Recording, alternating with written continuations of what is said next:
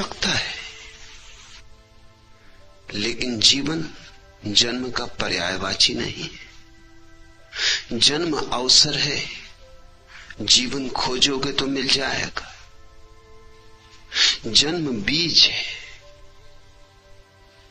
वसंत की तलाश करोगे, भूमि खोजोगे, बीज को भूमि में डालने का सामर्थ्य जुटाओगे, मरने की तैयारी रखोगे, मिटने की कुबत और जोखिम उठाओगे तो फूल खिलेंगे, जीवन के फूल। नहीं तो जन्म और मृत्यु के बीच में लोग यूं ही जी लेते, झूठा ही जी लेते, जीने का नाम ही रहता है, जीवन का कोई स्वाद नहीं मिल पाता। जिसे जीवन का स्वाद मिल जाता है उसकी फिर मृत्यु नहीं, क्योंकि जीवन की कैसी मृत्यु? जीवन शाश्वत है, जीवन अमृत है। जब तक तुम्हें मृत्यु का भय हो, जाने रखना अभी जीवन का पता नहीं चला है। जब तक मृत्यु सार्थक मालूम पड़ती हो, जब तक मृत्यु यथार्थ मालूम पड़ती हो, तब तक भूल मत जाना अभी जीवन की तलाश करनी है। जीवन के मिलते ही मृत्यु एक झूठ है। मृत्यु से बड़ा फिर कोई झूठ नहीं है। अभी तो मृत्यु से बड़ा कोई सच नहीं। अभी तो इस तथाकथित जीवन में जन्म के बाद अगर कोई चीज निश्चित है तो सिर्फ मृत्यु निश्चित है, बाकी कुछ भी निश्चित नहीं है। और कुछ होगा या ना होगा, लेकिन मृत्यु जरूर होगी। जो जन्मा है वो मरेगा। जैसे जन्म एक पहलू है उसी सिक्के का, जिसका दूसरा पहलू मृत्यु है। जन्म और मृत्यु के बीच में जीवन नहीं है। जीवन जन्म के पूर्व भी है और मृत्यु के पार भी है। जन्म और मृत्यु के बीच जीवन नहीं घटता, जीवन में जन्म और मृत्यु की घटनाएं घटती हैं। और ऐसी बहुत घटनाएं घट चुकी हैं। बहुत बार जन्मे हो, बहुत बार मरे हो, मगर जीवन से अभी पहचान नहीं हुई, बार बार चूक गए हो। ए दर्स मैंने लिया मकतबे मोहब्बत से, प्रेम की पाठशाला में मैंने ये पाठ सीखा।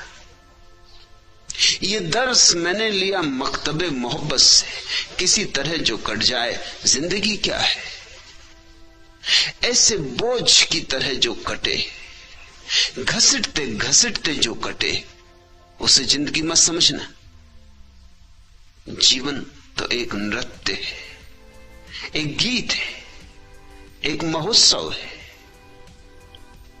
जीवन तो खूब सतरंगा है, बोझ कहां?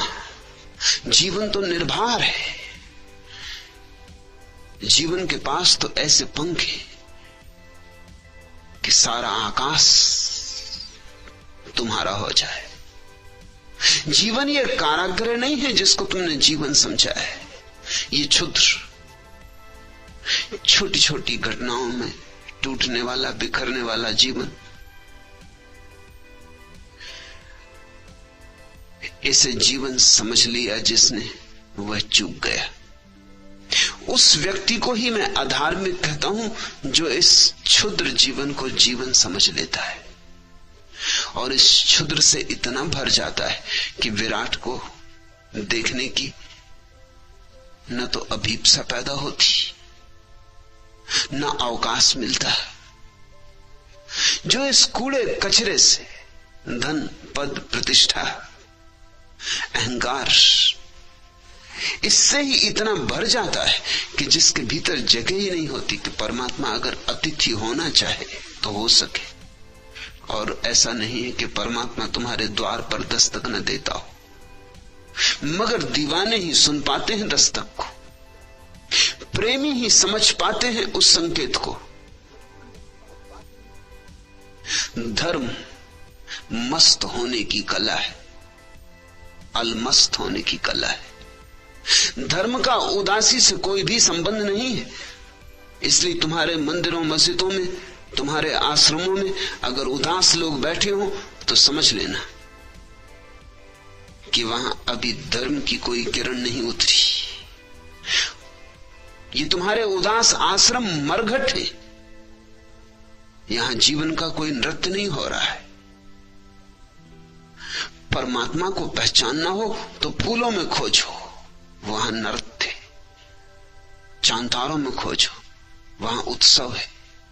वसंत में तलाशना, आकाश में मेघ गिर जाएं वहां खोजना।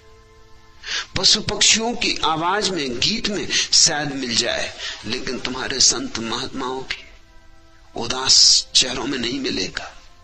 वे तो मौत से घबरा के बैठ गए हैं वहां, उन्हें जिंदगी की कुछ भी खबर नहीं। इस भेद को ख्याल में ले लो, मौत से घबरा के जो धार्मिक होता है